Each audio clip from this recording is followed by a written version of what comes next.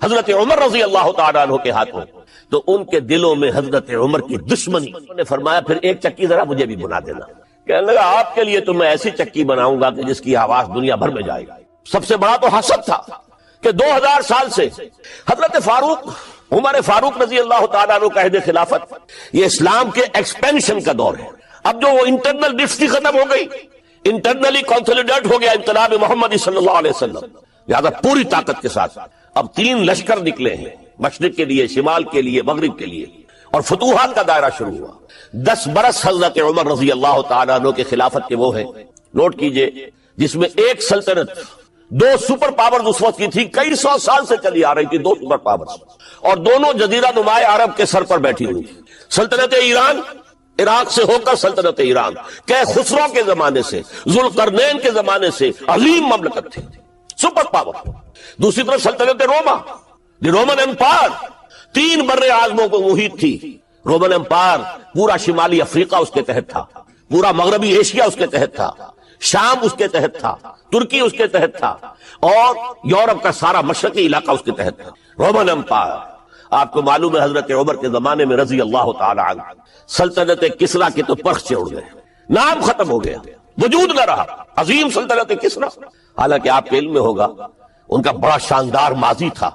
کہ خسرو اور کہ قباد، بڑے بڑے یہ کیانی کہلاتے ہیں. یہ کیان جو ہے یہ بڑی عظیم ایک یوں سمجھیے کہ خاندان تھا بادشاہوں کا.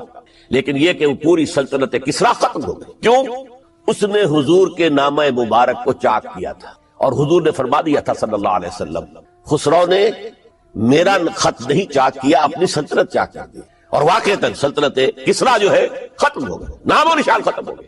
دوسری طرف سلطنت روما تھی، عیسائیوں کے ساتھ، چونکہ وہ تھی کرسچین، عیسائیوں کے ساتھ حضور کے زمانے میں کوئی براہ راست تصادم نہیں ہوا تھا. سارا تصادم ہوا تھا یا مشرکین عرب سے اور یا یہودیوں سے.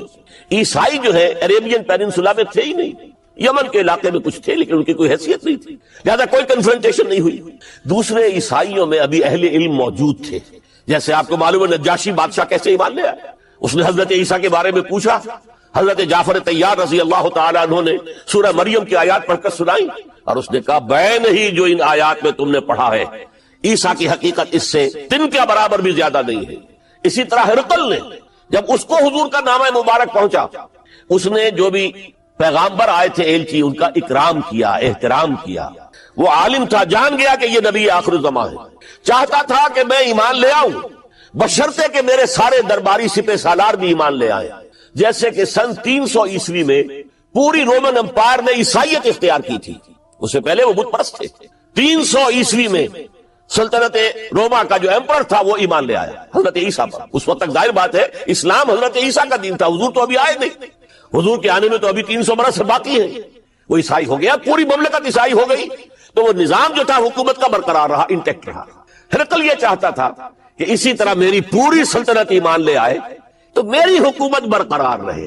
لیکن یہ کہ اس کے جو درباری تھے اور اس کے بڑے بڑے جو سپہ سالار اور جرنیل تھے انہوں نے ریجیکٹ کر دیا، اور یہ بادشاہت کی بیڑی اس کے پاؤں میں پڑی رہ گئی. ایمان تو نہیں لایا لیکن پہچان گیا تھا حضور کو صلی اللہ علیہ وسلم. اور اس سلطنت روما سے پھر آپ کو معلوم ہونا چاہیے کہ مسلمانوں نے اس کی 3 ٹانگوں میں سے 2 ٹانگیں توڑ دی، پورے شمالی افریقہ سے نکال باہر کیا، پورے مغربی ایشیا سے یہ شام اور ترکی کا علاقہ اناطولیہ نکال دیا، اور اس کی سلطنت محدود رہ گئی یورپ کے اندر.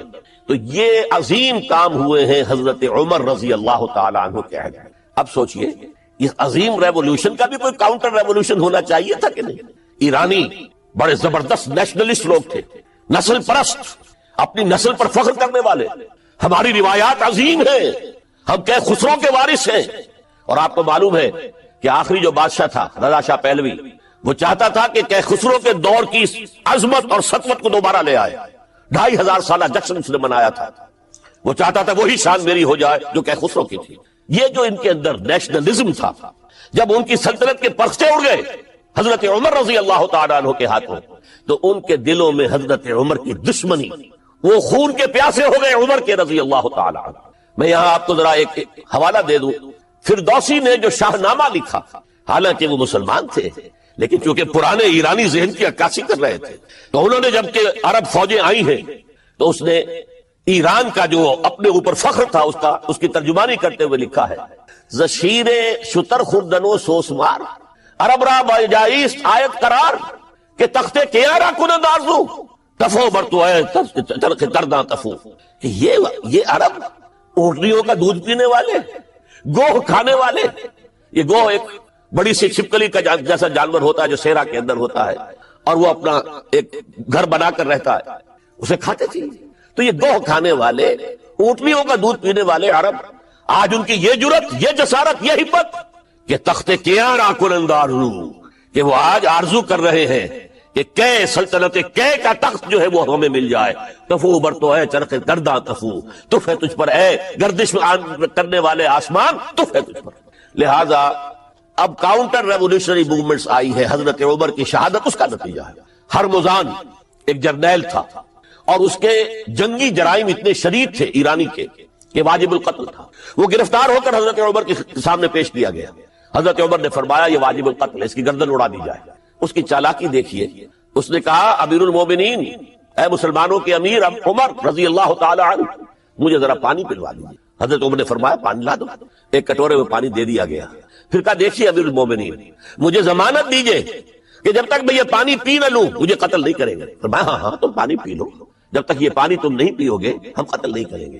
اس نے وہ کٹورا پھینک دیا، نہ اب میں یہ پانی پی سکتا ہوں نہ آپ مجھے قتل کر سکتے ہیں، کیونکہ آپ کا ہے کہ جب تک میں یہ پانی نہیں پیوں گا آپ مجھے قتل نہیں کریں گے۔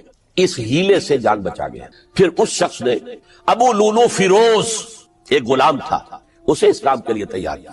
حضرت مغیرہ ابن شعبہ کا غلام تھا وہ، اور حضرت مغیرہ نے اس سے روزانہ کی ایک اجرت کہ تم کام کرو، مجھے صرف 7 آنے روزانہ دے دیا کرو۔ اس نے آ کر حضرت عمر سے کہا کہ میرا جو آقا ہے مغیرہ ابن شعبہ یہ مجھ سے بہت زیادہ طلب کرتا ہے۔ حضرت عمر نے پوچھا کیا دیتے ہو؟ 7 آنے۔ تم کرتے کیا ہو؟ کہ میں نجار بھی ہوں، میں لوہار بھی ہوں، میں یہ کام کرتا ہوں۔ فرمایا اتنے پیشوں کا جاننے والا اس کے لیے یہ روزانہ کا ٹیکس یہ زیادہ نہیں ہے، یہ تمہیں دینا چاہیے۔ اس نے کہا میں چکیاں بھی بناتا ہوں۔ حضرت عمر نے فرمایا پھر ایک چکی ذرا مجھے بھی بنا دینا۔ کہنے لگا آپ کے لیے تو میں ایسی چکی بناؤں گا کہ جس کی آواز دنیا بھر میں جائے گا۔ وہ شخص ہے اور ہرمزان کی سازش کے تحت وہ ایرانی جسے بعد میں ایرانیوں نے کیا کہا، جس نے قتل کیا حضرت عمر فاروق کو، حضرت ابو لولو فیروز۔ آج بھی ایران میں اس کی قبر کی تصویریں بکتی ہیں بازار کے اندر۔ حضرت ابو لولو فیروز وہ آیا ہے مسجد نبوی میں، اور آ کر اس نے جبکہ حضرت عمر رضی اللہ تعالیٰ عنہ امامت فرما رہے حملہ کیا، 5-6 وار خنجر کے کیے۔ حضرت عمر رضی اللہ تعالیٰ شدید مجروح ہو گئے۔ یہ انتقام تھا جو عجم نے، وہ سلطنت کے جس کے ٹکڑے ختم ہو گئے تھے، جس کا ٹکڑے کر دیے گئے تھے، اس نے انتقام لیا عالم اسلام سے۔ سمجھا انہوں نے یہ تھا کہ شاید یہ پوری عمارت اسی ایک ستون پر کھڑی ہے، حضرت عمر ہی کے ستون پر کھڑی ہے، اس ستون کو گرا دو گے پوری عمارت گر جائے گی۔ لیکن ثابت ہوا نہیں، یہ محمد کی بنائی ہوئی عمارت ہے صلی اللہ علیہ وسلم، یہ بہت قوی ہے، اس کی بنیادیں بہت مضبوط ہیں، کوئی ذرا سی تریڑ بھی نہیں آئی، ذرا سی تریڑ بھی نہیں آئی۔ حضرت عمر فاروق کی شہادت کے بعد حضرت عثمان رضی اللہ تعالیٰ عنہ کا دور خلافت شروع ہوا، اور جوں کا تو جو قافلہ چل رہا تھا آگے چلتا چلا گیا۔ حضرت عثمان رضی اللہ تعالیٰ عنہ کے بارے میں بہت قیل و قال ہے، ان پر تنقیدیں بھی کی، اپنوں نے بھی کی ہیں، دشمنوں نے بھی کی، لیکن بات جان لیجئے یہ تاثر غلط ہے کہ ان کے پورے دور خلافت کے اندر فتنہ رہا یا ہنگامہ رہا، قتل غلط۔ 10 برس خلفائے راشدین میں طویل ترین دور خلافت حضرت عثمان کا ہے رضی اللہ تعالیٰ عنہ، 12 برس۔ حضرت ابو بکر کے تو 2.25 برس تھے، حضرت عمر کے 10 برس تھے، ان کا 12 برس، اور 12 میں سے 10 سال ایسے تھے بعین ہی جیسے حضرت عمر کے 10 سال۔ امن و امان ہے، سکون ہے، چین ہے، اور قافلہ اسلام بڑھ رہا ہے، فتوحات کا دائرہ بڑھتا چلا جا رہا ہے، فتوحات سیلاب کے مانند آگے بڑھ رہی ہیں۔ تھمتا نہ تھا کسی سے سیل رواں ہمارا یہ سیل رواں کوئی روکنے والی کوئی طاقت دنیا میں رہی نہیں تھی۔ کسرا ختم، سلطنت ایران ختم، اور دوسری سپر پاور سلطنت روما، اس کی 3 میں سے 2 ٹانگیں توڑ دی گئی، 1 رہ گئی۔ اب کون تھا؟ خارج میں کوئی طاقت نہیں تھی جو اسلام کے اس سیلاب کو اور پوری نوع انسانی پر اتمام حجت اور اللہ کے دین کو پہنچانے کے راستے میں رکاوٹ بن سکتے۔ اب ایک فتنہ اٹھا۔ دیکھیے حضور کی کنفنٹریشن 3 مذاہب سے ہوئی تھی۔ ایک مذہب مشرکین کا، شرک کا قلع کما کر دیا گیا جزیرہ نما عرب سے، ختم ہو گیا۔ انہوں نے کاؤنٹر ریولوشنری موومنٹس اٹھائیں، حضرت ابو بکر کے زمانے میں ان کو کرش کر دیا حضرت ابو بکر صدیق رضی اللہ تعالیٰ عنہ، چاہے ہزاروں صحابہ شہید ہوئے۔ اس کے بعد دوسری طاقت کون تھی؟ مذہبی، یہودی۔ یہود کے 3 قبیلے مدینے میں آباد تھے، بنو قینقاع، بنو قریظہ، بنو نذیر۔ 2 کو مدینے سے نکال دیا گیا ان کی بدعہدی کی وجہ سے، حالانکہ حضور نے مدینہ تشریف لاتے ہی ان سے معاہدے کر لیے تھے۔ ان کا میثاق مدینہ یہ در حقیقت ایک پیکٹ تھا، جوائنٹ ڈیفنس آف مدینہ کا۔ مدینے پر اگر کوئی حملہ کرے گا، اور ظاہر بات ہے یہ کہ امکان تھا کہ مکے والے آ کر حملہ کریں، مشرکین مکہ، لیکن مدینے کا ہم تحفظ کریں گے مل کر، مسلمان اور یہودی۔ لیکن انہوں نے ہر موقع پر وعدہ خلافی کی۔ پہلے بنو قینقاع نکالے گئے، پھر بنو نذیر نکالے گئے۔ غزوہ احزاب کے موقع پر بدترین جو ہے بدعہدی بنو قریظہ نے کی، اور ان کو بڑی سخت سزا دی گئی، کیونکہ انہوں نے خود کہا تھا کہ ہمارا فیصلہ سعد ابن معاذ رضی اللہ تعالی عنہ جو فیصلہ کر دیں گے وہ ہمارے حلیف ہے، جو فیصلہ کر دیں گے ہمیں قبول ہوگا۔ اور حضرت سعد نے تورات کے حکم کے مطابق فیصلہ کیا کہ ان کے جتنے جوان ہیں وہ قتل کر دیے جائیں۔ بڑی سخت سزا تھی کہ جو دی گئی ہے، اس میں کوئی شک نہیں۔ پھر ان کا اڈا تھا بہت بڑا خیبر میں، وہ نکال دیا گیا، وہاں سے انہیں نکالا گیا، اس کے اوپر مسلمانوں نے قبضہ کیا۔ جیسا کہ میں نے عرض کیا، عیسائیوں سے کوئی کنفرنٹیشن نہیں ہوئی تھی، لیکن ان 2 کے ساتھ ایک مشرکین عرب کا خاتمہ ہوا اور ایک جزیرہ نما عرب سے یہودیوں کا خاتمہ ہوا۔ لہذا ان کے اندر جلن تھی، انتقام کی آگ تھی۔ سب سے بڑا تو حسد تھا کہ 2000 سال سے نبوت اور رسالت ہمارے پاس تھی، موسیٰ سے لے کر عیسیٰ تک علیہ الصلوۃ والسلام۔ 1400 برس ہماری تاریخ کے وہ ہیں کہ کوئی ایک لمحہ بھی نہیں تھا کہ کوئی نبی موجود نہ ہو۔ نوٹ کیجئے اس بات۔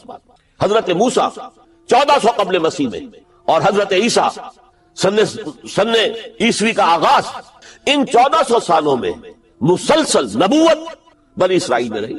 یہ حدیث ہے بخاری شریف کی، کانت بنو اسرائیل تسوسہم الانبیاء، بنی اسرائیل کی حکومت، ریاست، سیاست کا کام انبیاء کرتے تھے۔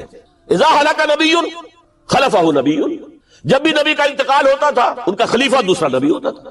یہ چین ٹوٹی نہیں 1400 برس۔ آپ کو معلوم ہے حضرت داؤد بادشاہ بھی ہے، خلیفہ بھی ہے، نبی بھی ہے۔ ان کے بیٹے حضرت سلیمان بادشاہ بھی ہے، نبی بھی ہے، خلیفہ بھی ہے۔ اسی طریقے سے یہ سلسلہ چلتا رہا۔ تورات انہیں دی گئی، انجیل انہیں دی گئی، زبور انہیں دی گئی، بے شمار صحیفے اور دوسرے چھوٹے نبیوں کو دیے گئے۔ لیکن پھر اللہ تعالیٰ نے نبی آخر الزماں کی حیثیت سے محمد الرسول اللہ کو چن لیا، جو اسرائیلی نہیں تھے، جو اسماعیلی تھے، حضرت ابراہیم کے بڑے صاحبزادے حضرت اسماعیل علیہ السلام کی اولاد میں سے۔ اس پر انہیں سخت رنج، حالانکہ وہ پہچانتے تھے حضور کو، ان کی کتابوں میں جو نشانیاں لکھی تھی وہ پوری حضور پر جو ہے متفق ہو رہی تھی۔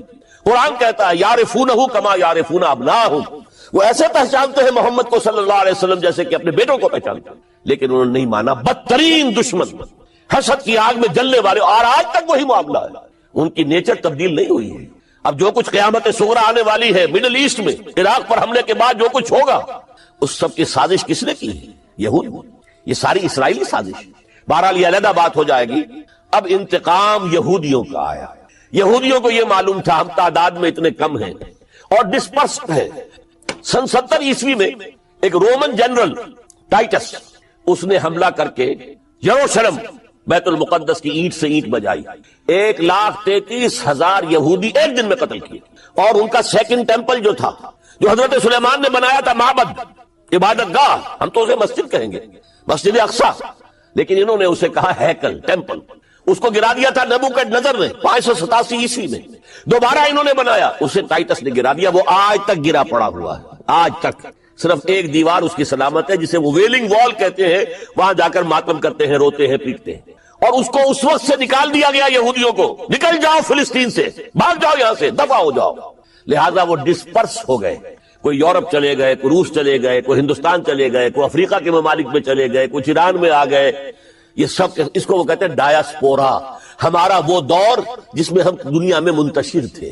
جب پوری دنیا میں منتشر تھے تو ظاہر بات ہے کسی فوجی مہم کے ذریعے سے مسلمانوں سے انتقام لینا ممکن نہیں تھا، لیکن انتقام لیا ایک ایسی سازش کے ذریعے سے، ایک ایسا فتنۃ الکبریٰ برحق جو ہے برپا کیا ہے، جس کا کہ میں ابھی آپ سے اندازہ کرتا ہوں، جس کے نتیجے میں حضرت عثمان رضی اللہ تعالیٰ عنہ شہید ہوئے۔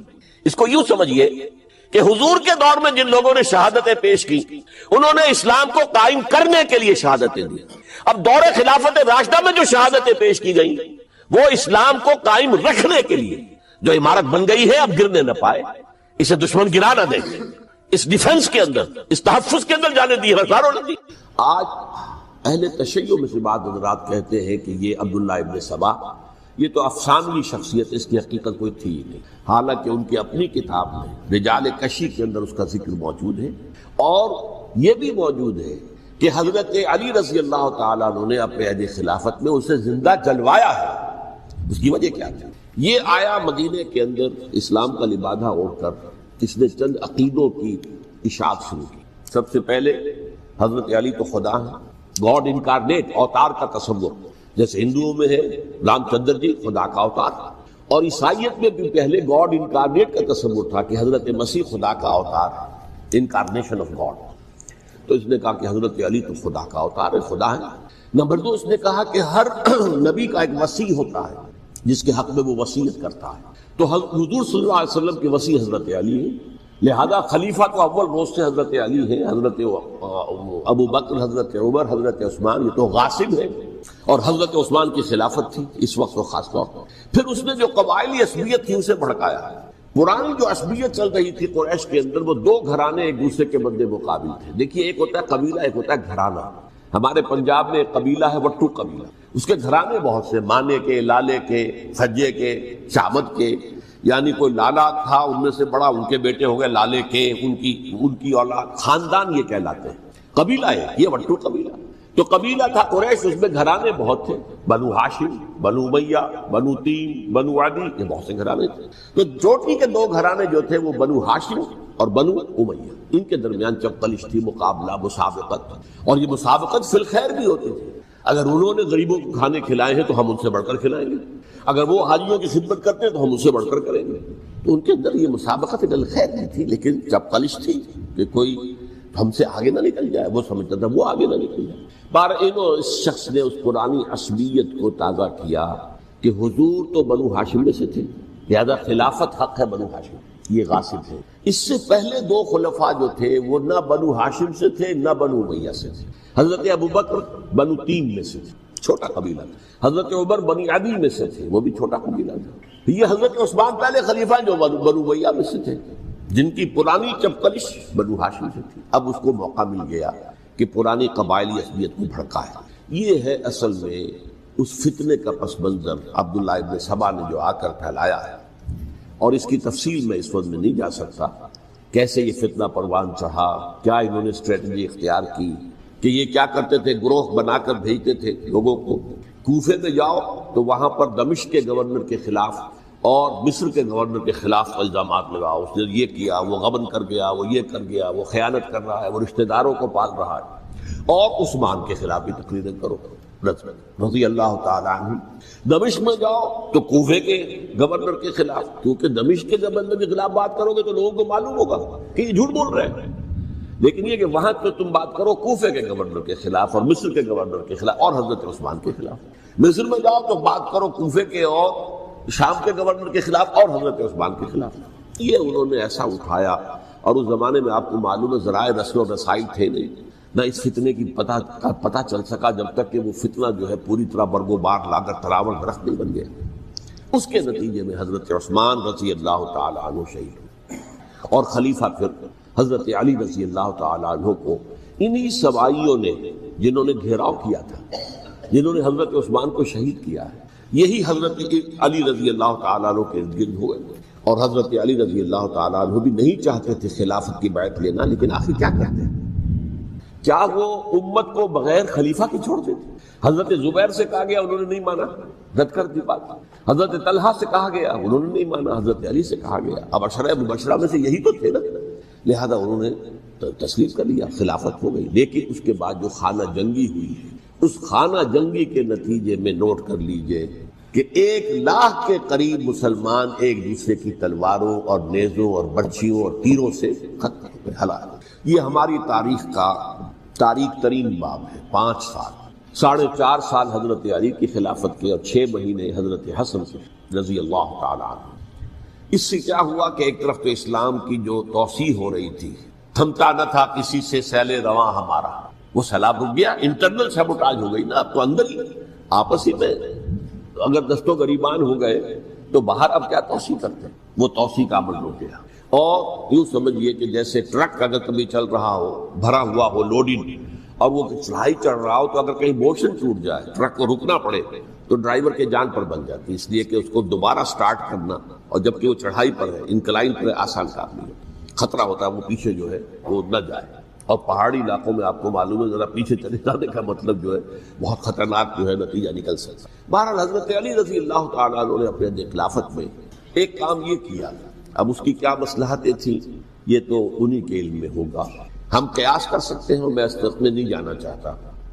ابھی تک خلافت کا مرکز تھا مدینہ منورہ، حضرت ابوبکر، حضرت عمر، حضرت عثمان، وہی جہاں حضور صلی اللہ علیہ وسلم رہے تھے اور جہاں پر کہ حضور مدفون تھے۔ لیکن حضرت علی نے اپنا مرکز جو ہے وہ کوفہ بنا۔ اچھا، اس کی ایک ظاہری وجہ یہ سمجھ میں آتی ہے کہ اسلام کا جو پھیلاؤ ہو گیا تھا، وہ سلطنت اتنی وسیع ہو گئی تھی کہ مدینہ منورہ بہت جنوب میں اور بڑے صحرا کو عبور کر کے جانا ہوتا تھا۔ کوفہ جبکہ ایسی مقام پر تھا کہ جہاں سے مشرقی راستہ جا رہا ہے ایران کو، عراق کے اندر تو ہے وہ شہر کوفہ، اور پھر ایران اور خراسان اور ہندوستان کو راستہ جا رہا ہے، وہیں سے شمال کی طرف جا رہا ہے، شام کی طرف اور ترکی کی طرف، اور وہاں سے پھر یہ کہ مغربی افریقہ کو بھی کنٹرول کرنا، جو شمالی افریقہ کو بھی آسان تھا۔ بہرحال حضرت علی نے کوفہ کو اپنا مرکز بنایا، اور نتیجہ یہ ہوا کہ سبائیوں کا بھی مرکز وہی بن گیا، چونکہ انہوں نے اپنے آپ کو گردا گرد رکھا حضرت علی کے رضی اللہ تعالیٰ۔ اب ظاہر بات ہے کسی پرٹیکولر پرسن کے خلاف تو کوئی مقدمہ موجود تھا نہیں، بلکہ جب جنگ جمل ہو رہی تھی، ابھی جنگ نہیں ہوئی تھی، حضرت عائشہ، حضرت طلحہ، حضرت زبیر وہ لے کر آئے تھے لشکر اس مطالبے کے لیے کہ حضرت عثمان کے قاتلوں کو سزا دی جائے، قصاص لیا جائے۔ حضرت علی رضی اللہ تعالیٰ عنہ سے گفت و شنید ہو رہی تھی، حضرت علی جو ہے اس پر آمادہ ہو گئے کہ ٹھیک ہے، میں جو بھی قاتلین عثمان ہیں ان کو گرفتار کر کے سزا دوں گا۔ عین اسی وقت کوفے کی مسجد کے اندر جو ہے 10,000 کا مجمع کھڑا ہو گیا، ہم سب قاتل عثمان ہیں، لو ہم سے بدلہ کہاں سے لوگ، اور انہوں نے کیا کیا، جاتے ہی جنگ چھیڑ دی، جب چھڑ جائے تو یا مرو یا مارو، اس کے علاوہ تو کوئی چارہ کار ہوتا ہی نہیں۔ ایک رات میں 10,000 مسلمان شہید ہوئے، جن میں 2 عشرہ مبشرہ میں سے حضرت زبیر اور حضرت طلحہ رضی اللہ تعالیٰ۔ تو یہ صورت تھی، سبائیوں نے گھیراؤ کیا حضرت علی کا رضی اللہ تعالیٰ۔ حضرت معاویہ دعوے دار نہیں تھے خلافت کے، قطعاً نہیں، ان کا صرف ایک دعویٰ تھا، اور وہ یہ تھا کہ عثمان کے قاتلوں کو گرفتار کرو، یا خود سزا دو یا ہمارے حوالے کرو، ہم اس سے قصاص لیں گے۔ اس لیے کہ قبیلہ بنو امیہ کا تھا، اور حضرت ابی معاویہ بنو امیہ میں سے، تو ایک خاندانی طور پر جو ہے ہم قصاص لیں گے ان سے جنہوں نے قتل کیا ہے حضرت عثمان۔ لیکن یہاں ظاہر بات ہے کہ حضرت علی رضی اللہ تعالیٰ عنہ کی طرف سے مطالبہ یہ ہوتا تھا تم پہلے میری بیعت کرو، میرے ہاتھ مضبوط کرو تاکہ میں ان کے خلاف کوئی اقدام کر سکوں۔ لیکن انہیں یہ اندازہ تھا کہ اگر میں نے بیعت کی تو ظاہر بات ہے کہ حضرت علی تک پہنچنے سے پہلے مجھے گردن اڑا دیں گے یہ لوگ، اس لیے کہ سبائی جو ہے وہ آپ کو گھیرے ہوئے۔ بہرحال ایک عجیب الجھاؤ، ایک ڈائلیما تھا جس کی وجہ سے یہ جنگ چلتی رہی، اور حضرت علی رضی اللہ تعالیٰ عنہ کو انہی کے شیعان علی ہی کے اندر سے وہ جماعت علیحدہ ہوئی تھی جس کو ہم خوارج کے نام سے جانتے ہیں، اور ایک خارجی ابن ملجم ہی نے حضرت علی کو شہید کیا رضی اللہ تعالیٰ عنہ۔ پھر حضرت حسن رضی اللہ تعالیٰ عنہ، اب دیکھیے کس قدر صحیح بات تھی جو حضرت علی رضی اللہ تعالیٰ عنہ نے فرمائی جب ان سے کہا گیا کہ کیا ہم آپ کے بیٹے حسن کے ہاتھ پر بیعت کر لیں رضی اللہ تعالیٰ عنہ۔ فرمایا نہ میں تمہیں اس کا حکم دیتا ہوں نہ میں اس سے روکتا ہوں، یہ تمہارا معاملہ ہے، امرہم شورا بینہم، تم اپنے باہمی مشورے سے جو فیصلہ کرو گے ٹھیک ہے، میں نہ حکم دیتا ہوں نہ روکتا ہوں۔ اس کا کیا مطلب ہے؟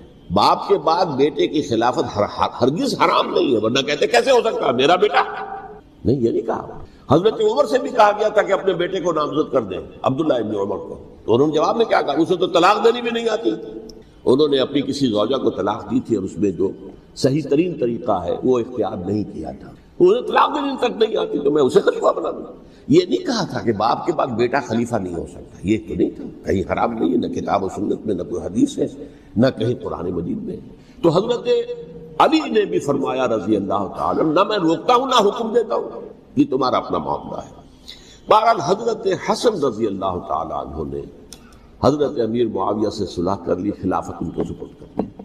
دیکھیے میں حضرت ابوبکر، حضرت عمر، حضرت عثمان، حضرت علی کے ساتھ حضرت حسن کے دور خلافت کو بھی خلافت راشدہ میں سے سمجھ، اور تبھی 30 سال پورے ہوتے ہیں اس حدیث کے مطابق کہ حضور نے فرمایا خلافت کی 30 برس رہے گی پھر ملوکیت آ جائے گی۔ تو حضرت حسن کا بہت بڑا کارنامہ یہ ہے کہ اس خانہ جنگی کا دروازہ بند کر، اور یہ پیشن گوئی تھی حضور کی صلی اللہ علیہ وسلم۔ حضرت حسن جب بچے تھے حضور کے انتقال سے پہلے، میرا یہ بیٹا مسلمانوں کے 2 گروہوں میں صلح کرائے گا، یہ حضور کی پیشن گوئی تھی، اور وہ پیشن گوئی حضرت حسن کے علم میں بھی ہوگی یقیناً۔ بہرحال انہوں نے صلح کی حضرت امیر معاویہ کے ساتھ رضی اللہ تعالی عنہ، خلافت ان کے حوالے کر دیا، اور کچھ شرائط تھیں طے ہو گئی، اللہ خیر سے۔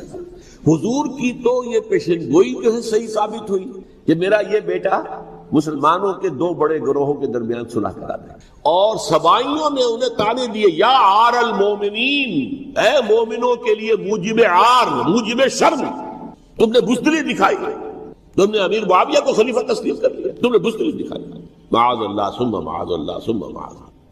اب میں کچھ باتیں حضرت امیر معاویہ کے بارے میں کہنا چاہتا ہوں، اس لیے کہ وہاں اس میں نے حضرت معاویہ کے بارے میں یہ تو بہت شدت کے ساتھ کہا تھا، اور میں اب بھی اس پر قائم ہوں اور پوری طریقے سے قائم ہوں۔ میرا مستقل موقف یہی ہے کہ حضرت معاویہ رضی اللہ تعالیٰ عنہ کے دور خلافت کو ہم خلافت راشدہ میں شامل نہیں سمجھتے، اہل سنت میں سے کوئی بھی نہیں سمجھتے، لیکن اس کے ساتھ میں نے حضرت امیر معاویہ کے کچھ مناقب بھی بیان کیے تھے تاکہ پلڑا جو ہے ترازو کا اس کے دونوں پلڑے سامنے آئے، لیکن یہ وہ حصہ میرے اس بیان کا نکال دیا، ختم کر دیا گیا۔ یہ میں نہیں جانتا کہ اس میں کیا مصلحت دیکھی گئی ہے، اس میں تو کسی کے لیے کوئی معاملہ ایسا نہیں تھا کسی کے جذبات کو جو ہے وہ ٹھیس پہنچانے والا، کیونکہ میں نے کہا وہ خلیفہ راشد نہیں تھی، صاف میں نے کہا، بلکہ وہ دور ملوکیت کا آغاز ان سے ہو گیا ہے۔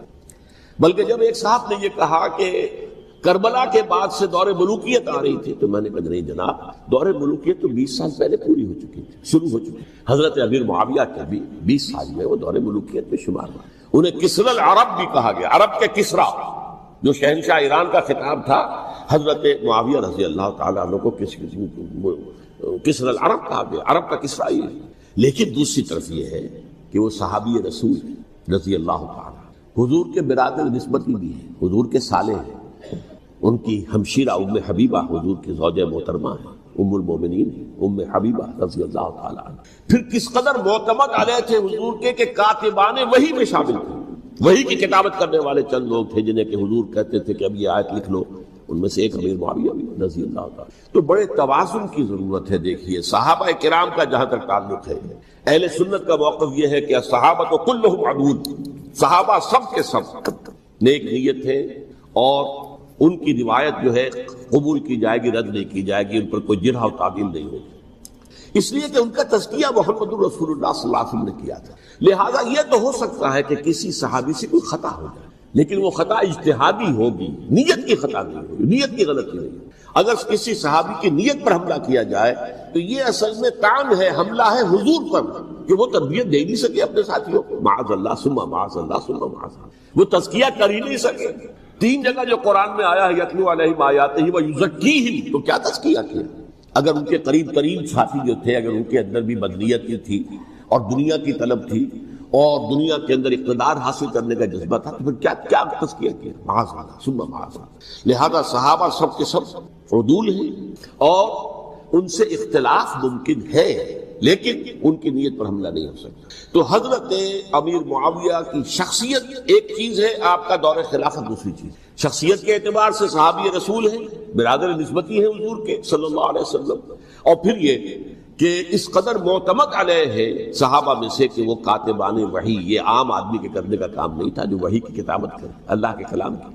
البتہ یہ ہے کہ جیسا کہ میں نے عرض کیا، ان کا دور خلافت راشدہ نہیں ہے، وہ ملوکیت کا دور ہے۔ یہ میں نے جیسا کہ عرض کیا، میں نے ایک صاحب نے جب یہ کہا کہ ملوکیت شروع ہو رہی تھی، میں نے کہا شروع نہیں ہو رہی تھی، ملوکیت تو 20 سال پہلے شروع ہو چکی تھی۔ اسی طریقے سے ایک صاحب نے کہا تھا کہ اسلام کو قائم کرنے کے لیے حضرت حسین میدان میں آئے، میں نے کہا یہ بھی غلط ہے، اسلام تو 60 سال پہلے قائم ہو چکا تھا، نبی اکرم صلی اللہ علیہ وسلم کے دستے مبارک سے اسلام قائم ہو گیا، جعل حق و زہق الباطل ان الباطل کان زہوقا، پھر 30 برس تک وہ کامل شکل کے اندر قائم رہا۔ تو اسلام جو ہے وہ جو ہے در حقیقت اب قائم کرنے والی بات نہیں تھی، البتہ اس کے اندر زوال شروع ہو گیا تھا، اس زوال کے عمل کو روکنے کے لیے حضرت حسین میدان میں، یہ ایک چیز کو صحیح تاریخی پرسپیکٹو میں رکھنا. تو جس طرح سے دین کو قائم کرنے کے لیے دین قائم تو کیا محمد رسول اللہ صلی اللہ علیہ وسلم والذین معہ رضی اللہ تعالی عنہ انہوں نے کیا. ہاں اب جو ہے وہ اپنی اس شاندار حیثیت سے نیچے گرنے لگا تھا. وہ میں بعد میں عرض کروں گا کہ میں نے اسے کیا عرض کیا تھا کہ یہ اس زوال کو روکنے کے لیے کسی طریقے سے یہ اپنی اصل حقیقت میں قائم رہے. یہ حضرت حسین رضی اللہ تعالیٰ عنہ کی سعی تھی. اچھا، حضرت امیر معاویہ کے جو 20 سال ہیں وہ پورے امن، سکون، اطمینان، کوئی جھگڑا، کوئی فساد، کوئی اختلاف، کوئی باہمی فانت نہیں، کچھ 20 سال.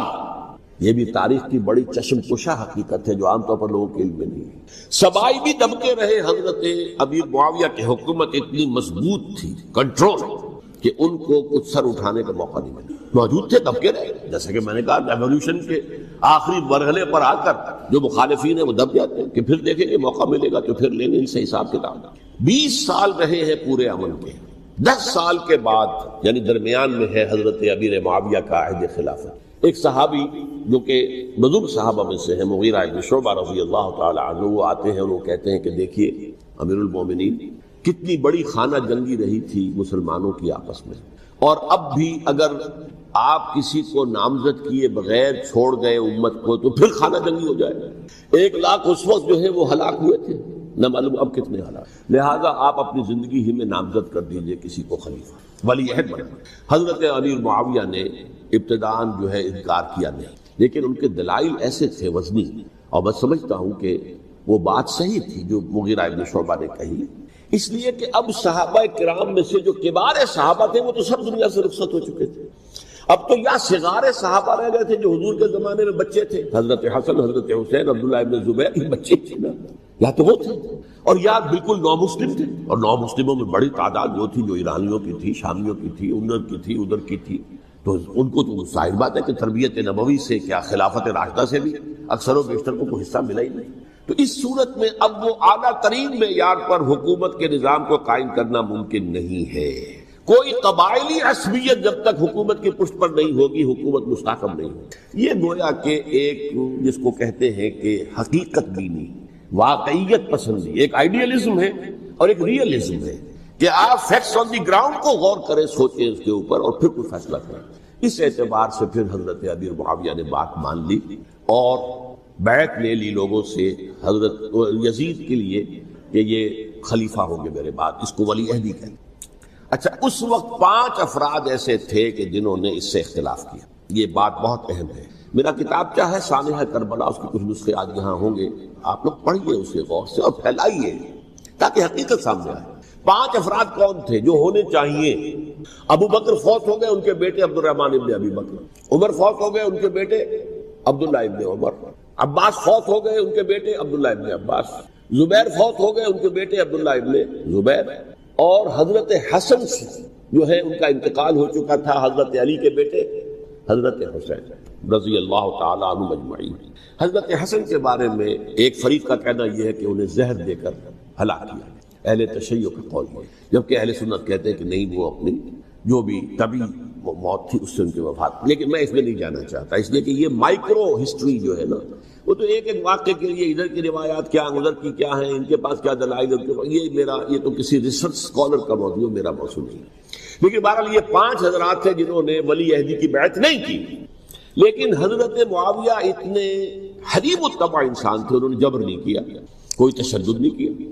ٹھیک ہے، ولی عہدی کی بیعت نہیں کر رہے، کوئی بات نہیں، میری بیعت تو کی ہوئی ہے نا، ابھی تو میں زندہ ہوں، بات ختم ہو گئی. میری بیعت کو تو نہیں توڑا انہوں نے، فسخ بیعت نہیں کی. اس اعتبار سے انہوں نے نہ کوئی تشدد کیا، نہ جبر کیا، نہ کوئی مواخذہ کیا. لیکن جب امیر معاویہ کا انتقال ہو گیا، اب ولی عہدی کی بجائے وہ اب خلافت کی بیعت کر دی. سب لوگوں نے بیعت کر لیا. ان 5 میں سے ایک فوت ہو چکے تھے، حضرت عبد الرحمن ابن ابی بکر فوت ہو چکے رضی اللہ عنہ. 4 تھے، ان 4 میں ایک اختلاف ہوا. 2 کی رائے یہ تھی، عبداللہ ابن عمر، عبداللہ ابن عباس، کہ اگرچہ یہ کام غلط ہوا ہے، اسلام کی روح کے منافی ہوا ہے، یہ بادشاہت کی بنیاد پڑ رہی ہے. ابو جہل تو ہاکس میں سے سب سے بڑا ہاک تھا، اس نے شور مچا دیا۔ یہ ان کے لیے تو گویا کہ آخری درجے میں بے غیرتی کی بات تھی کہ ان کے جیتے جی محمد اور ان کے ساتھی آ کر عمرہ کرو۔ کوئی گستاخی والی بات نہ حضرت عمر کی ہے نہ حضرت علی کی، اور زنجیریں ابھی ان کے ہاتھوں پاؤں میں پڑی ہوئی ہیں۔ حضور میں پہنچ گیا ہوں، لیکن معاہدہ لکھا جاتا فرمایا کوئی نہیں اٹھا۔ میں تو حیران ہوتا ہوں اس واقعے پر، کوئی ایک شخص بھی نہیں اٹھا۔ 1000 کا لشکر جرار اب چلا ہے مکے سے، کیل کانٹے سے لیس طبل بجاتا ہوا اور بڑے ڈھول بجاتا ہوا، اس لیے کہ یقین تھا کہ اتنی طاقت محمد کی نہیں ہے کہ 1000 آدمیوں کے مقابلے کے لیے وہ آدمی لا سکے۔ ادھر سے یہ لشکر چلا ہے، ادھر سے اب آپ نقشہ دیکھیے مدینے میں۔ حضور نے ایک مجلس مشاورت منعقد کی۔ مسلمانوں، ایک تو لشکر آ رہا ہے جنوب سے کیل کانٹے سے لیس، اور ایک قافلہ آ رہا ہے شمال سے مال تجارت سے لدا پھندا، اور اللہ کا وعدہ ہے کہ ان دو میں سے ایک پر ضرور فتح دے گا۔ تو بتاؤ کدھر چلے؟ یہ در حقیقت ہر کمانڈر جو ہے کسی بھی اقدام سے پہلے اپنے ساتھیوں کے مورال کا اندازہ کرتا ہے، ساتھیوں کا حال کیا ہے، ان میں کتنی کچھ ہمت ہے، جرت ہے، حوصلے کتنے بلند ہے، کہیں پست تو نہیں ہے۔ یہ گویا کہ اس طرح کا ایک امتحان ہے جو حضور لے رہے ہیں۔ بتاؤ کدھر چلے؟ کچھ لوگوں نے کہا، یہ سورہ انفال کے شروع میں یہ سارا واقعہ بیان ہے، کچھ نے کہا چلیے جی حضور قافلے پر حملہ کریں، آدمی تھوڑے سے ہے 30 یا 50، ان پر ہم جلدی سے فتح حاصل کر لیں گے، اور ہمارے پاس تو ہتھیار بھی نہیں ہے، ہتھیار مل جائیں گے، مال غنیمت بہت سا مل جائے گا۔ بڑے دلائل کے انبار لگا دیے انہوں نے کہ چلنا چاہیے قافلے کی طرف، لشکر کی طرف نہیں۔ اب اللہ کی منشا کچھ اور ہے، اللہ کے رسول کی منشا کچھ اور ہے۔ وہ تو یہ ہے کہ لشکر کا مقابلہ کیا جائے، یوم الفرقان بنا دیا جائے، کفر کی قبر توڑ دی جائے۔ تو حضور منتظر ہیں۔ اس پر کھڑے ہوئے حضرت مقداد ابن اسود رضی اللہ تعالی عنہ، انہوں نے تاریخی خطبہ دیا کہ اے اللہ کے رسول، ہمیں موسیٰ کے ساتھیوں پر قیاس نہ کیجئے، جنہوں نے یہ کہہ دیا تھا فَاذْهَبْ أَنْتَ وَرَبُّكَ فَقَاتِلَا إِنَّا هَاهُنَا قَاعِدُونَ۔ ہم موسیٰ کے ساتھی نہیں، محمد کے صحابی ہیں صلی اللہ علیہ وسلم رضی اللہ تعالی عنہ اجمعین۔ جو آپ کا ارادہ ہو بسم اللہ کیجئے، کیا عجب کہ آپ کے ذریعے، ہمارے ذریعے سے اللہ آپ کو آنکھوں کی ٹھنڈک عطا فرمائے۔ حضور پھر بھی کچھ منتظر سے ہیں۔ حضرت ابو بکر کھڑے ہوئے، انہوں نے تقریر کی، حضور نے کوئی توجہ نہیں فرمائی۔ حضرت عمر نے کھڑے ہو کر تقریر کی، حضور نے توجہ نہیں فرمائی۔ اب خیال آیا حضرت سعد ابن عبادہ رضی اللہ تعالی عنہ جو رئیس انصار تھے، انہوں یہ خیال آ گیا کہ حضور کا روح سکون ہماری طرف ہے، اس لیے کہ پہلی 8 مہموں میں آپ نے کسی انصاری کو شامل نہیں کیا تھا، سب یہ مجاہدین گئے تھے، مہاجرین۔ اس لیے کہ جب وہ بیعت عقبہ ثانیہ ہوئی تھی تو طے یہ ہوا تھا اگر مدینے پر حملہ ہوگا تو ہم آپ کی حفاظت کریں گے جیسے اپنے اہل و عیال کی، اور یہاں مدینے پر ابھی حملہ نہیں ہوا ہے، حضور باہر نکل کر راستہ روکنا چاہ رہے ہیں۔ تو گویا کہ وہ جو معاہدہ تھا اس کے تحت تو حضور نہیں کہہ سکتے کہ تم چلو میرے ساتھ، اور حضور کو یہ معلوم ہے کہ صرف مہاجرین کی نفری اب کفایت نہیں کرے گی، 1000 کا لشکر آ رہا۔ تو حضرت سعد ابن عبادہ نے کھڑے ہو کر کہا، عرض کیا کانک تعنینا یا رسول اللہ، اے اللہ کے رسول، کچھ ایسے محسوس ہوتا ہے کہ آپ کا روح سکون ہماری طرف ہے، انصار کی طرف ہے۔ فإنا آمنا بک وصدقناک، تو یا رسول اللہ ہم آپ پر ایمان لائے ہیں، ہم نے آپ کی تصدیق کی ہے، اب ہمارے لیے کوئی آپشن نہیں ہے۔ اگر آپ ہمیں حکم دیں گے اپنی سواریاں سمندر میں ڈال دیں گے، اگر آپ ہمیں حکم دیں گے برق الغمام تک پہنچ جائیں گے، چاہے ہماری اونٹنیاں لاغر ہو جائیں، آپ بسم اللہ کر کے جو آپ کا حکم ہو۔ بھول جائیے بیعت عقبہ ثانیہ میں کیا طے ہوا تھا کیا نہیں ہوا تھا، اصل مسئلہ یہ ہے کہ ہم نے آپ کو اللہ کا رسول مانا ہے، ہم آپ پر ایمان لائے ہیں۔ اسی جملے میں ذرا تھوڑا سا کہوں گا کہ ہم بھی اپنے غریبانوں میں جھانکیں کہ ہم بھی اللہ کا رسول مانتے ہیں، رسول کو صلی اللہ علیہ وسلم، لیکن ہم نے ان کے تقاضوں کو کیا سمجھا۔ بہرحال حضور کا چہرہ جو ہے دمک اٹھا، پھر یہ جنگ کے لیے نکلے۔ یہ سن 2 ہجری کا رمضان مبارک ہے اور 17واں اس کا دن ہے۔ یہ مٹ بھیڑ ہوئی اور یوم الفرقان قرار پایا۔ 313 صرف 2 گھوڑے، ذرا رسالہ تو دیکھیے، کیولری consisting of 2 horses، اور سب کے پاس تلواریں بھی نہیں، چند لوگوں کے پاس تلواریں ہیں، سامان ہے ہی نہیں، اور ادھر 1000 کا لشکر ہے اور پوری طرح کیل کانٹے سے لیس ہو کر آیا ہے۔ تو وہ تو یہ سمجھتے تھے کہ یقینی فتح ہے ہماری، جیسے 1965 میں بھارتی سمجھتے تھے کہ شام تک تو جیم خانہ کلب میں پہنچ کے وہاں تو ہم جشن منائیں گے، یقینی۔ لیکن اللہ تعالیٰ نے ان کے دلوں میں ایسا روب ڈالا ہے، چھٹک کر کھڑے رہ گئے کہ پتہ نہیں کیا وجہ ہے، ریزسٹنس نہیں ہے کہیں، کیا ہمیں کہیں گھیراؤ میں لیا جا رہا ہے، کیا ہو رہا ہے۔ یہی یقین تھا، اسی لیے یہ ابو جہل نے کہا تھا یہ یوم الفرقان ہوگا، یہ پتہ چل جائے گا کہ اللہ کس کے ساتھ ہے، جس کو فتح ہوئی اللہ اسی کے ساتھ ہے، کیونکہ اسے یقین تھا کہ فتح میری ہوگی۔ اس کا بھی ایک واقعہ میں آپ کو سنا دوں، بہت دلچسپ بھی ہے۔ ایک رات پہلے وہ ڈوز جو تھے انہوں نے پھر کوشش کی کہ جنگ نہ ہو، ٹل جائے گی جنگ۔ حضرت حکیم ابن حزام بعد میں ایمان بھی لے آئے ہیں، اور یہی وہ صحابی ہیں جو شیب بنی ہاشم میں بھی حضور کو کچھ نہ کچھ کھانے پینے کی چیزیں پہنچایا کرتے تھے رات کو پہاڑ سے اتر کر۔ وہ آئے حکیم ابن حزام عتبہ ابن ربیعہ کے پاس، دیکھو تم بڑے سردار ہو. ابو سفیان اپنا قافلہ لے کر بچ کر نکل گئے ہیں اور ہم آئے تھے اپنے قافلے کی حفاظت کے لیے. قافلہ ہمارا بچ کر نکل گیا. اب جنگ کی کیا ضرورت؟ جنگ کو روکو. اور تم کر سکتے ہو. جو ایک کرسی مارا گیا مسلمانوں کے ہاتھوں اس کا خون بہا تم ادا کر دو اپنی جیب سے اور جنگ کو روک لو. عتبہ نے کہا میرے اپنے دل کی بات کہی آپ نے, میں بھی نہیں چاہتا کہ جنگ ہو, اس لیے کہ ادھر بھی تو کرسی ہے محمد کے ساتھ. مہاجرین تو ساری قریش میں سے تھے نا, گویا کہ ہم تو ایک دوسرے کے بھائی بند ہیں. چچا ادھر ہے, بھتیجا ادھر ہے, ماموں ادھر ہے, بھانجا ادھر ہے, ایک بھائی ادھر ہے, ایک بھائی ادھر ہے, تو جنگ رکنی چاہیے. یہ دونوں مل کر آئے ابو جہل کے پاس. ابو جہل تو ہاکس میں سے سب سے بڑا ہاک تھا, اس نے شور مچا دیا. عمرو ابن عبداللہ حضرمی کے بھائی کو بلایا تو دیکھو تمہارے بھائی کا جو قصاص ہے وہ سامنے آیا ہوا بھی جا رہا ہے, یہ جنگ سے انکار کر رہے ہیں. اس نے کپڑے پھاڑے, شور مچایا جو عربوں کا ایک خاص انداز ہے. واہ عمرا, ہائے میرا بھائی عمرو, اور اس کے خون بہا کا اور اس کا جو ہے قصاص لینے سے یہ لوگ رک رہے ہیں. اور ایک تانا دیا ابو جہل نے عتبہ ابن ربیعہ کو, اس لیے کہ عتبہ کے بڑے بیٹے صاحبزادے حضرت حذیفہ وہ ایمان لا چکے تھے, وہ حضور کے ساتھ تھے. اس نے کہا معلوم ہوتا ہے بیٹے کو سامنے دیکھ کر تمہارے اندر بزدلی پیدا ہو گئی. اب عرب کا مزاج ہے, یہ تانا وہ برداشت نہیں کر سکتا تھا. انہوں نے کہا کل پتہ چل جائے گا بزدل کون ہے. بہرحال اگلی صبح سب سے پہلے عتبہ ہی نکلا ہے میدان میں. میں اس لیے افسوس کے ساتھ کہہ رہا ہوں کہ وہ ان میں نسبتاً شریف النفس انسان تھا. آخری وقت تک کوشش کی اس نے کہ جنگ نہ ہو, لیکن تانا ایسا تھا ابو جہل کا کہ اگلی صبح خود اپنے بھائی شیبہ کو لے کر, اپنے بیٹے ولید کو لے کر, ایک طرف بھائی شیبہ بن ربیعہ, ایک طرف ولید بن عتبہ, 3 آدمی نکلے ہیں مبارزت کے لیے کہ مسلمانوں بھیجو ہمارے مقابلے کے لیے. ادھر سے 3 انصاری نکلے. اب یہ بھی دیکھیے عرب کا مزاج. انہوں نے پوچھا کون ہو تم, من القوم. انہوں نے اپنا تعارف کرایا, کہا نہیں ہم تم سے لڑنے نہیں آئے, تم یہاں چرواہے لوگ ہو, کاشتکار لوگ ہو, تم ہمارے برابر کے نہیں ہو, ہمارے کرسی بھیجو ہمارے مقابلے کے لیے. حضرت حذیفہ نکلنے لگے تھے باپ کے مقابلے کے لیے, حضور نے روک دیا. نہیں. پھر حضرت حمزہ, حضرت علی اور ایک اور تیسرے صحابی, یہ 3 نکلے. حضرت حمزہ نے واصل جہنم کیا عتبہ کو, حضرت علی نے ولید کو بھی, شیبہ کو بھی.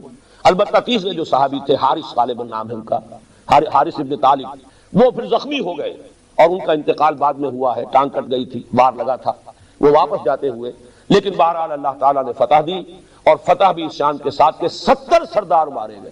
یوم الفرقان بنا دیا اللہ نے, 70 قیدی ہو گئے. یہاں سے یوں سمجھ لیجئے کہ عام کانفلکٹ شروع ہو گیا. 6th and final phase of the revolutionary struggle of محمد صلی اللہ علیہ وسلم. اس کے بعد اگلے سال غزوہ احد ہوا. اس میں کچھ وقتی طور پر مسلمانوں کے نظم کی خلاف ورزی کی وجہ سے شکست ہوئی. 1000 کا لشکر لے کر حضور نکلے تھے مدینے سے, 300 واپس چلے گئے منافقین, عبداللہ ابن ابی کی سرکردگی. 700 کا مقابلہ 4000 سے تھا. لیکن یہ کہ حضور نے ایک درہ دیکھ لیا تھا, پیچھے تھا درہ. اگر اس طرف سے حملہ ہو گیا تو گویا کہ ہم 2 طرف سے درگے میں آ جائیں گے. وہاں 50 تیر اندازوں کو مقرر کر دیا حضرت عبداللہ ابن جبیر رضی اللہ تعالیٰ عنہ کی سرکردگی میں. فرمایا دیکھو چاہے ہم سب قتل ہو جائیں, چاہے تم اپنی آنکھوں سے دیکھو کہ پرندے ہمارا گوشت نوچ نوچ کر کھا رہے ہیں, تب بھی تم یہاں سے مت ہٹنا. جنگ ہوئی, مسلمانوں کو فتح ہو گئی. وہ 4000 کا لشکر جو ہے 3000 کا بھاگ نکلا.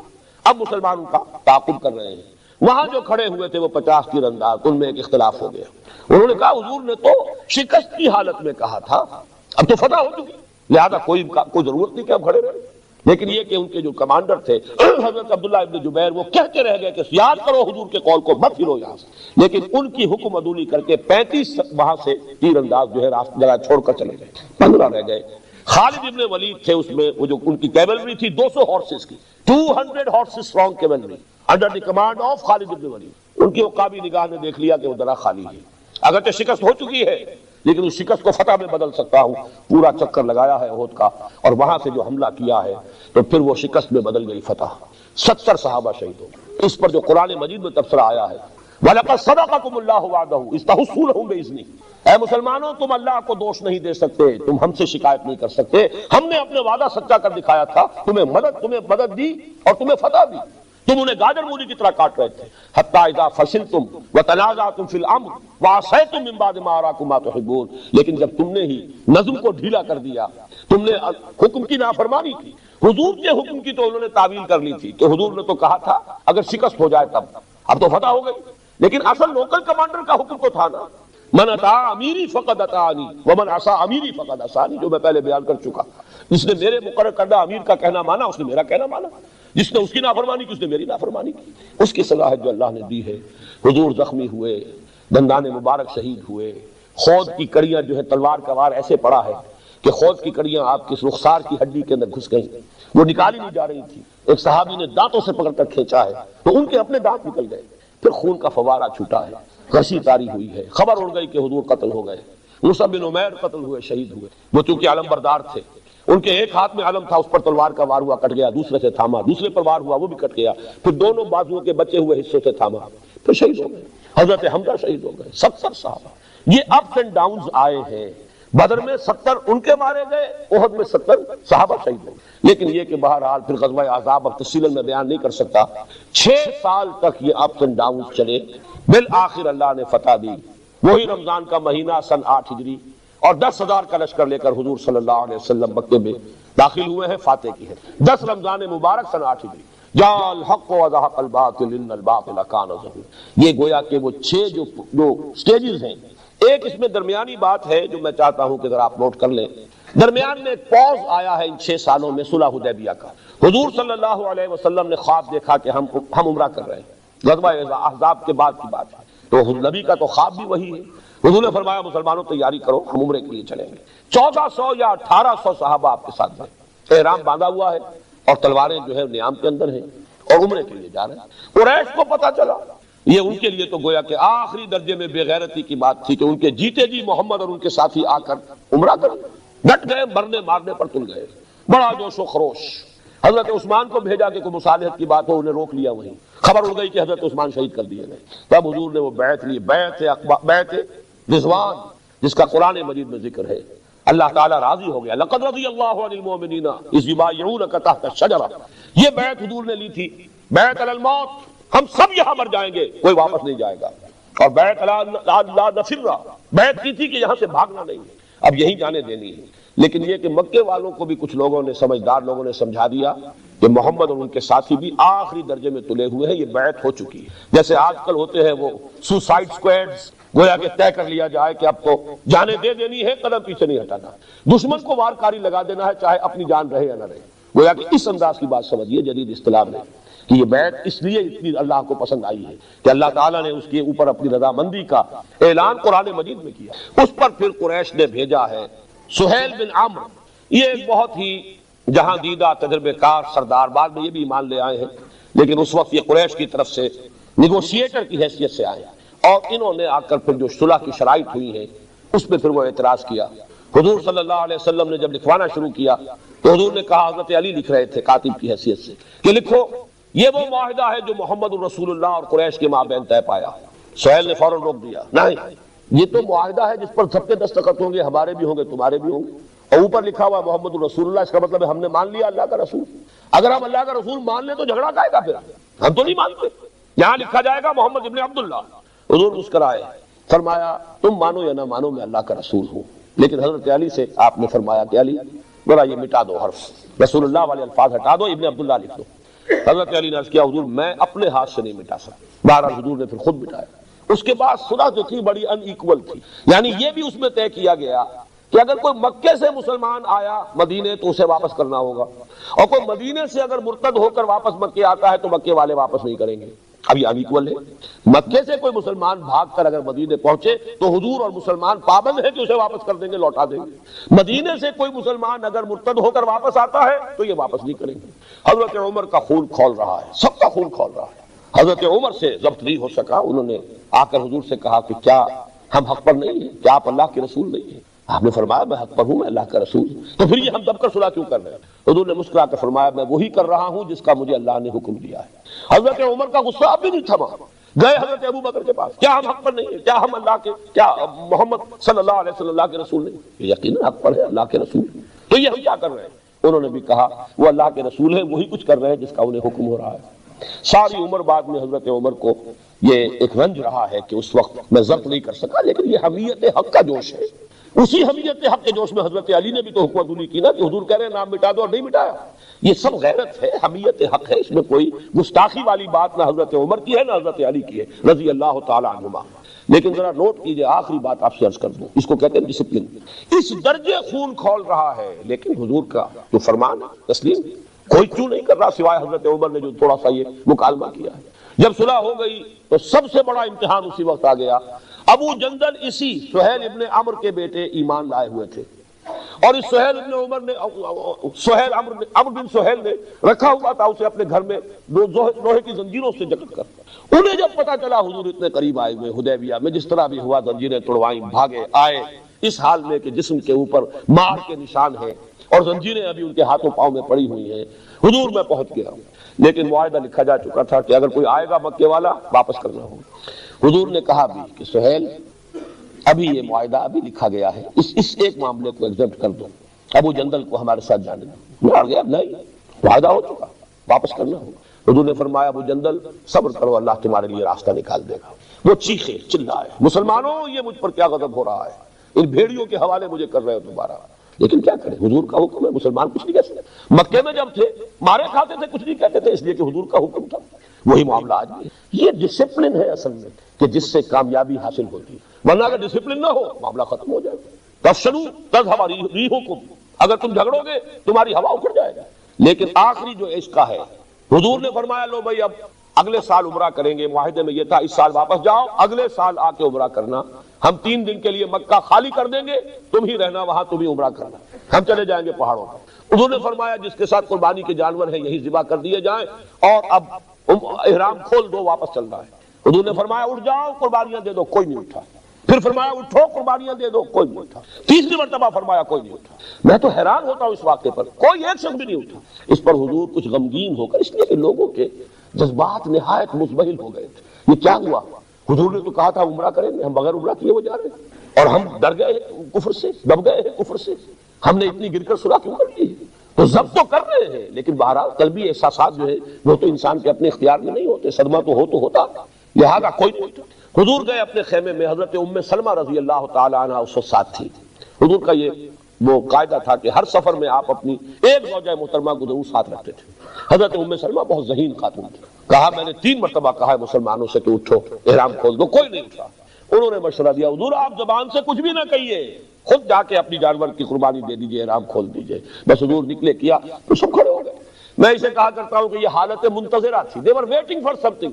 ہو سکتا ہے کوئی صورت بدل جائے، کہیں ہمارا امتحان ہی نہ لے رہے ہو حضور، اس اعتبار سے. لیکن جیسے حضور نے احرام کھول دیا آپ سب کھڑے ہو گئے، سب نے احرام کھول دیا. اسی لیے اس کو کہا ہے انا فتحنا لک فتحا مبینا.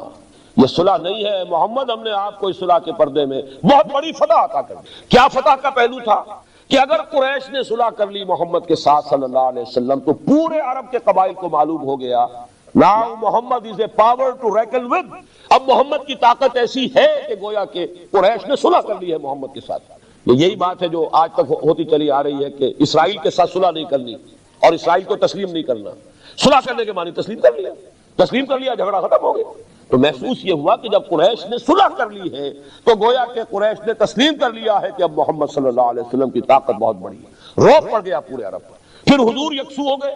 قریش کے ساتھ جب صلح کا معاہدہ ہو گیا، اب آپ نے خیبر پر چڑھائی کی، خیبر فتح کر لیا.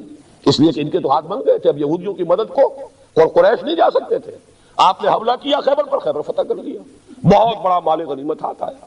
پھر اسی عرصے میں، اب جو آخری بات میں آج عرض کروں گا وہ صرف یہ ہے، اسی عرصے میں اب پہلی مرتبہ حضور صلی اللہ علیہ وسلم نے بیرون ملک عرب دعوتی خطوط ارسال کی. یہ بہت اہم نقطہ ہے. ایک مذہبی تبلیغ ہوتی ہے، ایک انقلابی تبلیغ ہوتی ہے. مذہبی تبلیغ پھیلتی ہے زمین پر، انقلابی تبلیغ ایک انقلابی عمل ایک جگہ کے اوپر پروان چڑھتا ہے، اوپر جا کر پھیلتا ہے. جیسے درخت ہوتا ہے آم کا درخت، جیسے ہی گٹھلی پھٹے گی 2 پتے نکلیں گے، لیکن وہ آم کا درخت جو زمین پر پھیلتا نہیں، خربوزے کی بیل کی طرح وہ سیدھا اوپر جائے گا. جوان ہوگا وہیں پر اب پتے لگیں گے، وہیں پر اب ٹہنیاں ہوں گی، وہیں آم لگے گا، پھر وہ پھیلے گا. جبکہ بیل جو ہوتی ہے خربوزے کی ککڑی کی، وہ زمین پر پھیلتی، اوپر نہیں اٹھتی. یہی فرق ہے. ایک تبلیغ ہے خالص مذہبی تبلیغ، جیسے عیسائیوں کے مشنز ہیں، ان کے پاس کوئی نظام ہے ہی نہیں جو انہیں قائم کرنا ہو، کسی ریولوشن کا کوئی ان کے سامنے نقشہ ہی نہیں، وہ تو صرف ایک عقیدے کی تبلیغ کرنی ہے، لہذا وہ پوری دنیا میں کرتے پھرتے. لیکن ایک ہے کمیونزم، وہ ایک نظام لانا چاہتے تھے، لہذا انہوں نے پہلے ایک ملک میں کنسنٹریٹ کیا، ایک ملک میں انقلاب برپا کیا. پھر آپ کو معلوم ہے انقلاب جو ہے پھیلتے چلے گئے، روس میں آ گیا، اس کے بعد جو ہے آدھی دنیا میں وہ انقلاب آ گئے. یہاں یہ معاملہ سمجھ لیجئے کہ حضور صلی اللہ علیہ وسلم نے 10 برس مکے سے باہر قدم نہیں نکالا. مکے سے باہر پہلے 10 سال آپ جاتے تھے، صرف عکاس کا میلہ ہے، باغ وہ بازار لگے ہوئے ہیں، بازاروں میں میلوں میں تبلیغ کے لیے، ورنہ کسی دوسرے شہر بھی آپ تبلیغ کے لیے نہیں گئے. ہی کنسنٹریٹڈ ہز فل اٹینشن پورا وقت مکے پر. اس کے بعد جب مکے والوں نے طے کر لیا کہ اب انہیں قتل کر دو، تب پہلی مرتبہ باہر قدم نکالا، طائف گئے. وہاں سے ناکامی ہو گئی، اللہ نے کھڑکی کھول دی، خود کھول دی. مدینے سے پہلے سال 6، اگلے سال 12، اگلے سال 75 آدمی آ گئے، 72 مرد اور 3 عورتیں، اور وہ دارالہجرت بن گیا. اب آپ کی تبلیغ کا دائرہ جزیرہ نما عرب کے اندر ہے. پورے 7 برس عرب سے باہر آپ نے کوئی خط تک نہیں لکھا. حالانکہ کیا قیصر کو خط نہیں لکھ سکتے تھے آپ؟ جو بعد میں لکھے خط، کیا لگتا تھا اس میں؟ خط لکھنا کیا مشکل تھا؟ کسی ایلچی کو بھیجنا تھا نا. تو مدینے میں تو اتنی نفری آپ کے پاس پہلے دن سے تھی. بادشاہ مصر کو بھی ایلچی بھیج دیتے، قیصر کو بھی، کسرا کو بھی، یمامہ کے رؤسا کو بھی، غسان کے رئیس کو بھی، ہر جگہ بھیج دیتے. نہیں بھیجا.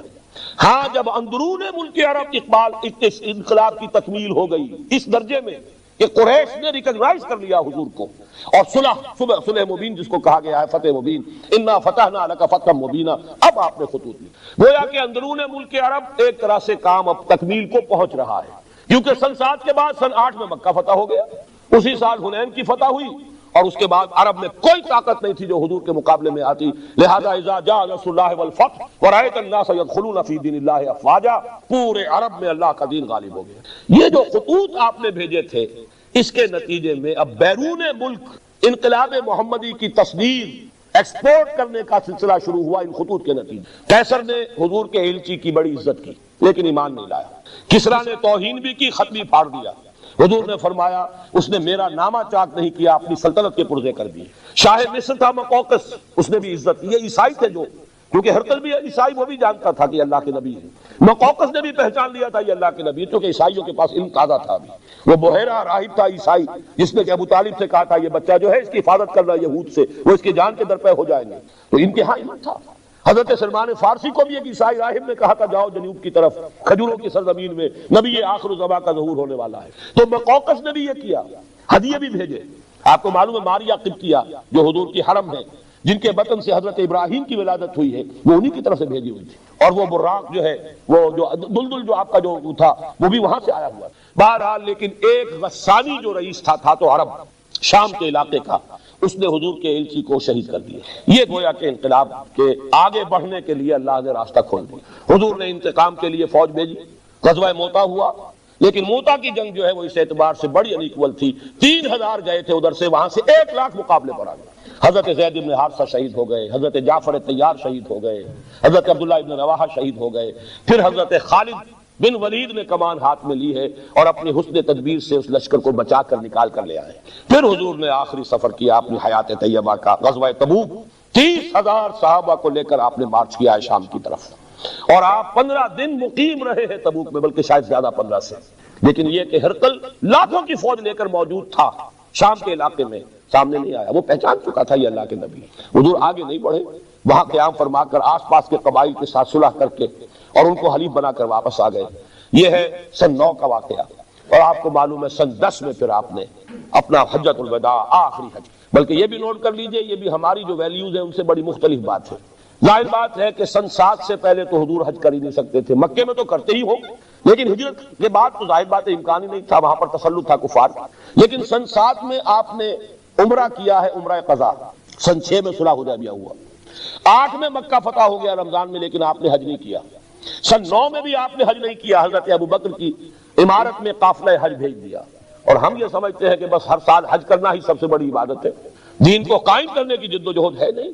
لگے ہوئے ہیں دنیا ہی کمانے میں، حلال سے حرام سے. بس ہر سال حج کر لیا تو گویا کہ ساری حرام خوری جو ہے وہ پاک ہو جائے گی اس ذریعے سے. ہمارے تصورات یہ ہیں. حضور کی ساری توجہ ہے اس اپنے مشن پر، دین کو غالب کرنے کی جد و جہد. ورنہ حضور سے زیادہ کس کو خواہش ہوگی حج کرنے کی؟ سن 8 میں حج نہیں کیا، سن 9 میں حج نہیں کیا، سن 10 میں کیا. سن 10 میں جب حج کیا ہے آپ نے تو اپنا وہ خطبہ دیا. اے مسلمانوں، یہ بڑا تاریخی خطبہ ہے حجۃ الوداع کا. بنیادی جو امور تھے اپنی دعوت کے وہ پھر اثر نو واضح کیے. آخر میں ایک سوال کیا، الا هل بلغت، لوگوں میں نے پہنچا دیا یا نہیں؟ اور یہ حیرت انگیز واقعہ ہے کہ حضور کے ایک سوال کے جواب میں صحابہ نے 3 باتیں کہی. انا نشهد انك قد بلغت واديت ونصحت، بلکہ ایک روایت میں 4 ہے، انك اديت الامانه وبلغت الرساله ونصحت الامه وكشفت الغمه. ہم گواہ ہیں نبی آپ نے رسالت کا حق ادا کر دیا، پیغام کا حق ادا کر دیا، ہماری خیر خواہی کا حق ادا کر دیا، آپ نے گمراہی کے جو پردے ہیں اندھیارے انہیں چاک کر دیا۔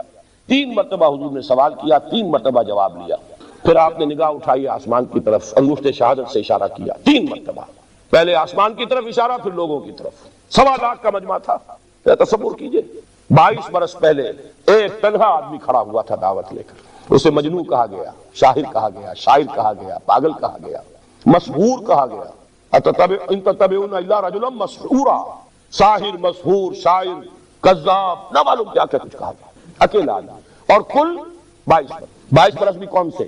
قمری، جو ہمارے 21 بنے، اور انقلاب عظیم، 1.25 لاکھ کا مجمع سامنے ہے، خطبہ دے رہے ہیں، الا هل بلغت انا نشهد انك قد بلغت الرسالة واديت الامانة ونصحت الامة وكشفت الغمة۔ اب آپ فرماتے ہیں اللہم اشہد، اللہم اشہد، اللہم اشہد، اے اللہ تو بھی گواہ رہے۔ اس کو میں کہا کرتا ہوں سائی آف ریلیف، وہ بارے گراں جو میرے کندھے پر آیا تھا، اے اللہ گواہ رہے، یہ مان رہے ہیں میں نے پہنچا دیا، میرا فرض منصبی ادا ہو گیا۔ یہی گواہی اللہ تعالیٰ کے رسول قیامت کے دن دیں گے۔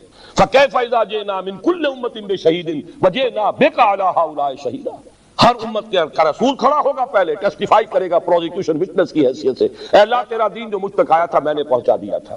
Now they are responsible, they are accountable، وہ جواب دے۔ یہ نہیں کہہ سکتے کہ میں نے تیرا پیغام پہنچایا نہیں، وہ گواہی آپ لے کر گئے اس دنیا میں، الا هل بلغت انا نشهد انك قد بلغت الرسالة واديت الامانة ونصحت الامة وكشفت الغمة۔ اللهم اشهد، اللهم اشهد، اللهم اشهد، اے اللہ تو بھی گواہ رہے۔ اور پھر فرمایا فَلْيُبَلِّغِ الشَّاهِدُ الْغَائِبَ، اب یہ بوجھ میرے کندھے سے اتر کر تمہارے کندھوں پر آ گیا ہے، اب تمہیں پہنچانا ہے، جو یہاں ہے ان کے ذمہ ہے پہنچانا، ان کو جو یہاں نہیں، جو یہاں نہیں ہے میں وہ پوری نوع انسانی بھی شامل تھی جو اس وقت دنیا میں موجود تھی، اور وہ پوری نسل انسانی بھی ہے جو قیامت تک دنیا میں آئے گی۔ اس لیے کہ وہ آیت میں آج بھی آپ کو سنا چکا، مَا أَرْسَلْنَاكَ إِلَّا كَافَّةً لِلنَّاسِ بَشِيرًا وَنَذِيرًا، ہم نے تو آپ کو بھیجا ہے پوری نوع انسانی کے لیے۔ تو ابھی وقت فرصت ہے، کہاں کام ابھی باقی ہے، ابھی تو ایک ملک ہے جس پر اللہ کے دین کا جھنڈا لہرا رہا ہے، دین کا غلبہ ہوا صرف جزیرہ نما عرب پر، ابھی تو تمہارے لیے بہت محنت اور مشقت کا میدان ہے، اب یہ بوجھ میرے کندھے سے اتر کر تمہارے کندھے پر آ گیا ہے۔ اور یہی نقطہ ہے اس میں، قدم قدم پر معجزہ ہو سکتا تھا حضور کے لیے، لیکن آئندہ امت کے لیے معجزے کیسے ہوتے؟ معجزے تو نبی کے لیے ہے، رسول کے لیے ہے، جبکہ امت کے ذمہ یہ آنا تھا کام کہ بقیہ پوری نوع انسانی تک، پورے عالم انسانی تک دین کی تبلیغ اور دین کو قائم کرنا تمہاری ذمہ داری ہے۔ یہ مشن امت کے حوالے کر کے غزوہ یہ حجۃ الوداع کے شاید 3 مہینے بلکہ 3 مہینے سے کم ہے عرصہ جو حضور اس دنیا میں رہے ہیں، پھر آپ کا وہ مرض وفات ہوا ہے، اور اسی میں پھر وہ کیفیت کہ آپ کے الفاظ آخری جو زبان مبارک پر تھے اللہم فی الرفیق الاعلی، اس کا پس منظر یہ ہے کہ بعض احادیث سے معلوم ہوتا ہے کہ انبیاء اور رسل کو اللہ تعالیٰ کی طرف سے آپشن ہوتا ہے، آپ کا کام پورا ہو گیا، آپ واپس آنا چاہیں تو ابھی آ جائیں، ابھی اور دنیا میں ٹھہرنا چاہیں تو اور ٹھہر لیں۔ یہ آپشن حضور کے سامنے بھی آیا، حضور نے پھر خطبہ بھی دیا تھا ایک روز مرض وفات میں، ذرا سی جب آپ کو تھوڑا سا ریلیف ہوا تھا، باہر آپ آئے، حضرت ابوبکر نماز پڑھا رہے تھے، انہوں نے پیچھے ہٹنا چاہا، حضور نے فرمایا نہیں تم ہی نماز پڑھاؤ، حضور ان کے برابر بیٹھ گئے، تو گویا کہ حضرت ابوبکر حضرت حضور کی اقتداء میں نماز پڑھ رہے تھے، اور بقیہ مسلمانوں کے لیے امام حضرت ابوبکر تھے۔ سلام پھیرنے کے بعد آپ نے فرمایا اللہ نے اپنے ایک بندے کو ایک آفر دی، ایک آپشن دی، اور تو بندے نے اللہ ہی کو پسند کر لیا۔ حضرت ابوبکر رو پڑے، باقی لوگ نہیں سمجھے کیوں رو رہے ہیں، لیکن حضرت ابوبکر سمجھ گئے تھے کہ یہ بات کیا کہی جا رہی، حضور اپنے انتقال کی خبر دے رہے۔ بہرحال آخری الفاظ بھی یہ تھے کہ اللہ بس میرا جو کام تھا وہ ہو گیا، میرے ذمہ جو فرض منصبی تھا ادا ہو گیا، جزیرہ نما عرب پر تیرے دین کا جھنڈا لہرا رہا ہے، تیرا دین غالب ہو گیا ہے، وہ نظام میں نے قائم کر دیا ہے، لیظہرہ علی الدین کلہ، اس کی تکمیل ہو گئی ہے، اب تو مزید یہاں رہنے کی کوئی آرزو نہیں۔ اللہم فی الرفیق الاعلی، اب تو رفیق اعلیٰ ہی کا قرب جو ہے وہ درکار ہے۔ اس سے آگے اب انشاءاللہ کل بات ہوگی، امت نے اس کے بعد کیا کیا ہے، خلافت راشدہ کا دور، پھر ہمارا زوال، امت کی حیثیت سے ہماری تاریخ کے 4 ادوار جو گزر چکے، 5واں دور جس پر ہم اس وقت کھڑے ہیں، اس وقت دنیا میں مسلمانوں کا اور اسلام کا حال کیا ہے، خطرات اور اندیشے کیا ہیں، مشن ہمارے حوالے کیا ہے، اگر اس مشن کی تکمیل کے لیے کمر کسے تو اس کا طریقہ کار کیا ہے، اس پر انشاءاللہ کل گفتگو ہوگی۔ اقول قولی ھذا واستغفر اللہ لی ولکم ولسائر المسلمین والمسلمات۔